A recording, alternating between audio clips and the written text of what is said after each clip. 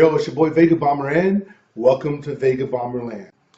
Alright, so Rogue One is directed by Gareth Edwards, who's the same guy that directed Godzilla, which that'll make more sense a little later on in this video. So the synopsis. The synopsis we kind of already know. We talked about this before in the last video, but just in case, your first time tuning in, the synopsis is basically about this ragtag group of rebels who go and steal the plans of the Death Star so that they can study it and understand how they could compromise the Death Star and blow it up, which we know happens because episode 4. So part of this gives us the story of Jyn Erso, who her father, Galen Erso, is working for the Empire, and he's the only one that knows how to build this kind of technological wonder. But then again, he's not sympathetic to the Empire's needs necessarily. So yeah, that's Jyn Erso's dad. The Empire come to confront him, and then she has to get out of there because if she doesn't, she'll get abducted too or be used against him in some kind of way. So that's kind of the synopsis. We get to see the story from Jyn Erso's point of view, what happens to her when in that time that she's away, and then how she ends up running into this ragtag group of guys who will end up being guys who will join her in her mission to, take care of that Death Star. So let's talk about the pros of this film, or the things that this movie that I give mad props to. First of all, let's start with the casting. I think Felicity Jones did a great job. It's tough to play a character that no one knows much about, but they did enough to kind of give you a little bit about who she is. But there's a scene in there where she has to do some really solid acting to kind of let us understand how tortured and tormented she is as a little girl, to help us understand why she has the attitude that she has, because she's definitely scruffy, she's definitely a fighter, she's definitely all about that life. She's had that hard knock life. So I thought she did a great job. I think the casting of the rest of the guys was also a good thing too, but I'm not sure they were given a lot to do, and we'll talk about that in the cons. Another prop I give this film to is something that you would easily expect, and that is the cinematography. The visuals in this movie were incredible. So the CGI is up to that level now to when you see the ships flying and they're darting and they're making all these aerial runs and that sort of thing. It looks good. The explosions going off. Just the world-destroying type detonations. The fight choreography is pretty good here. So visually, you're going to be entertained, but mostly in the third act. And I'd say another prop that I give to this film is that the fact that it stayed a standalone. It didn't try to go into all this other extra detail. It just stuck with the simple plot of here's these people who come together, though they don't have a whole lot of trust in each other yet at first, but come together to do what seems to be the unthinkable against the mighty, mighty Empire.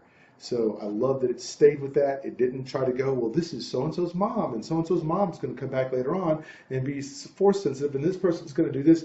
They just avoided all that mess altogether, and I like that it just stayed on point. Now, with every movie, there's always some cons, or in this case, some eye rolls, and this film does have that. But by the way, there's no such thing as a perfect movie, so we kind of expect that to a degree. So one of the cons I have is just maybe the reshoots, because whatever they had to reshoot, it made it look completely different than what you might have set your mind ready to see from the trailers. In fact, most of the things that happened in that first trailer don't even happen in this film. So if you thought you were figuring out some puzzle pieces from that trailer, wrong. No, you're going to be thrown off because it didn't really quite match up, which also seemed to affect the other con, which would be the pacing, because the pacing seemed like it was very dubious in this film. Like, the first and second act are just kind of, well, they seem to meander a bit, but it introduce some things, but you don't have any investment. And that would be the other con with this film, is the characterization of the characters. It seems like a lot to say. But yeah, to me, Jyn Erso's character was built up enough, and her father was built up enough, but I'd like to know more about that dynamic. Also, the dynamic of the guys that are on that squad, that rogue squad. We don't know much about them really at all, and so when you see them, they do just enough to give you just enough of a soundbite for you to get a gist of their character, but it would have been nicer if it had been fleshed out. Mainly because this movie is like war movies, and if you watch good war movies, you know, like Hacksaw Ridge, Lone Survivor, American Sniper, Saving Private Ryan. It's when those guys are in a foxhole together being shot at, and they make it through the night when they have to eventually just hold their line, and and sleep right there in the foxhole, and then they start telling stories. That's what helps you make the like. That's what helps make you like these characters, even though at first they may not have liked each other at all. Well, you don't really have that here. You have an issue, but again, it just didn't really connect the characters. In fact, during that point, somewhere in the first act, in the middle of the second act, I was kind of noticing that I was switching in my chair a lot, and that usually means I'm aware that it's slow, and that's probably because the character investment was very low on my end because I didn't see anything that would make me invest. And since I said casting was good, there was also a casting that I thought was pretty weird, and that was Forrest Whitaker, because Forrest Whitaker is a great actor, but in this film, I didn't get him much at all. He felt kind of shoehorned in just to take another thread and add it to the film and try to show another plot line.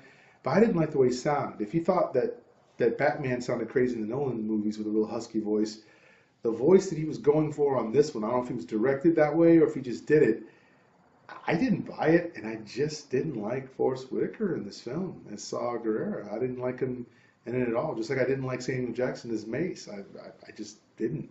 But loved Billy D as Lando for sure.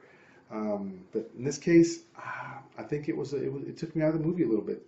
I didn't buy Forrest Whitaker at all, and that's sad because he really is a good actor. So overall, what did I think of Rogue One? Well, I'll put it this way. As it relates to the other Star Wars movie that came out last year, I'm going to put Rogue One up above The Force Awakens.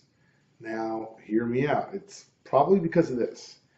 To me, The Force Awakens has the better opening. I like the first 20 minutes of The Force Awakens. When you see Kylo Ren just freeze that bolt like that, that was some incredible stuff. I think everybody fell out of their chair when they saw that. So, no doubt, The Force Awakens starts better than Rogue One, easily.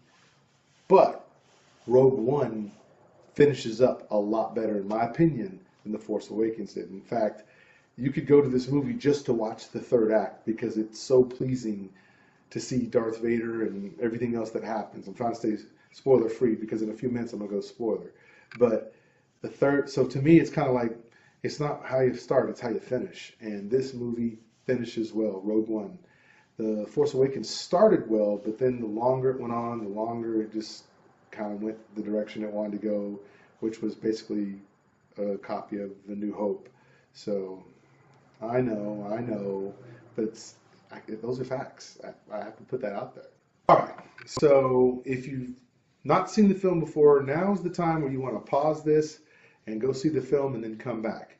But after that, if you're ready to go, then I'm ready to go. You guys ready to talk spoilers? All right, spoilers we will get into right now. So in terms of spoilers, what we got is this. We've got Princess Leia making a cameo here, although it being CGI, but it didn't bother me that much. We've got Darth Vader scenes where Darth Vader does choke someone, and it's reminiscent of him choking people in A New Hope, so that's great. That fits up well. And then we see that Krennic is really the bad guy here, and Darth Vader is he's got just his part to come into the film, but Krennic is a guy who him and Tarkin are kind of going at each other, kind of like the way Hux and Kylo Ren were going at each other, wanting the bestowal of Snoke, and it's kind of like Tarkin and Krennic are going at this because they want the Emperor's, blessing, even though the Emperor is not in this film, but Darth Vader is enough, and that's a pretty cool thing. So in terms of the story, what we really find out is that Galen Erso, Jen's dad, the only reason why he's working for the Empire is because they won't stop him. They won't stop bothering him about it. So what he's going to do is go ahead and do the work, but he's going to booby trap it as a way to get back to them and not let them know. And that explains why, when people always say, well, why did the Death Star blow up so easy? If you built something that technologically advanced, why would you have it set up like that? Well, it's because it was booby trapped on purpose by someone who didn't agree with the Empire, but they were forcing him to work for the Empire. And so he said, here's how I get y'all back, ha ha ha. And he does in that exact same way. And he's hoping that Jen Erso, his daughter, will be the one who can deliver the message that there is a flaw within it and maybe hand those plans off. So that's kind of what we know. Other parts of the story is just seeing Jen Erso living that hard knock life. Saw Gerrera is the person who supposedly takes care of her, but then she has problems with him because she feels like she was abandoned by him. That thread line didn't really follow for me too well. I didn't care. I thought it was kind of lame. I thought they could have done something much better than that. But I would say outside of that, this is pretty much a straightforward film. So to keep it just kind of brief, I'll just say this. The first act starts to introduce you, but right in the end of the first act, the beginning of the second act, you're starting to kind of shift a bit because you're wondering where's this going. So it has a pacing issue in there, and I think it's because of the characterization, as I said earlier.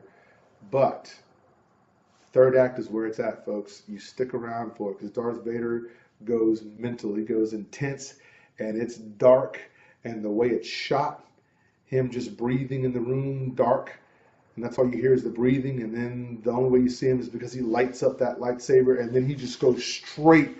He just starts straight taking folks out. He was murking people with that lightsaber. He was forcing them. He was force throwing them, force sticking them to the ceilings, and then chopping stuff, and that's why you like a film like this, because this is the Darth Vader we were promised.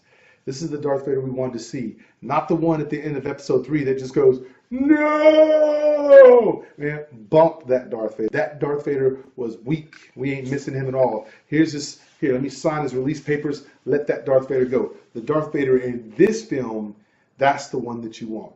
That dude here, the dude in this one, this Darth Vader, yeah, he makes sense for what you see in episodes 4 and 5 and eventually 6. So that's the deal. That's why you're going to go see Rogue One. And for me, that's why Rogue One is a little better than The Force Awakens, because The Force Awakens started well, in my opinion, petered, but here, Rogue One might have tried to get, maybe it was a little clunky at first, but once it started rolling, it rolled. So anyway, what are your thoughts? Let me know in the comment section. What was your favorite part of the film? Although I think I have an idea. And is this the best prequel film as far as you're concerned? Did this give you every little bit that you want despite somewhat of a slow start out the gate? Let me know in the comments below and I'll meet you down there. And by the way, I do have a couple of shout outs that I need to give. So shout out to my boy Dr. Movie 91. Appreciate the sub, dude. Appreciate the sub. And also my boy Sean Channel Talks Film. Appreciate the sub, Sean. We're gonna have to do this. We're both in Texas, so we're gonna have to hook that up. And then of course my boy Audio Sane. Thank you for subscribing. Thanks, dude. Keep watching, man. Tell your friends. Let everybody know about the Vega Bomber, because I talk about movies. I get into movies like a good sandwich. I'll eat it up. So at any rate, I'm out. Talk to you guys later. It's your boy Vega Bomber, and well, you know what I got to do. The signature thing, just to get out of here. For it to be a home run, I have to crack. Hell yeah! Went yard one more time.